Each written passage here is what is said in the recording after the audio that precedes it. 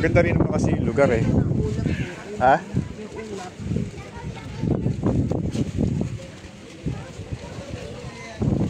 Ganda yung lugar kasi sobrang linaw ng tubig.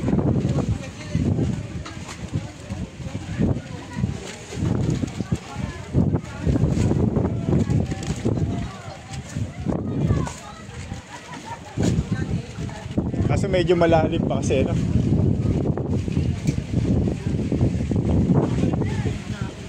Ha? Eh, dito panigurado kanina hanggang leg ko na to eh. Eh, lalo pa ngayon.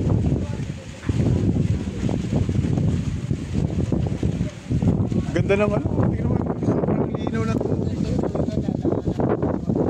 Oh, lalaan mo talaga.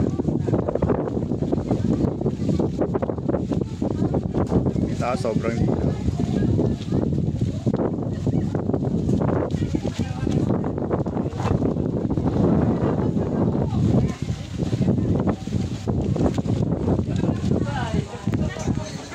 Mga alis tayo 12 o'clock.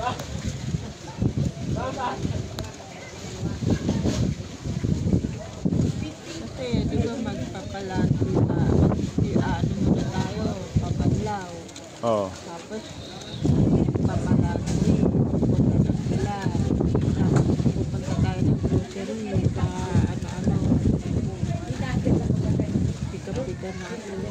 Laundry naman ata, mabilisan lang naman yan.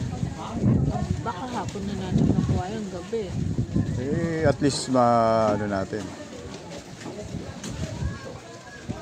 Tapos bukas ng gigising pa tayo ng madaling araw, alas 2 or alas 3.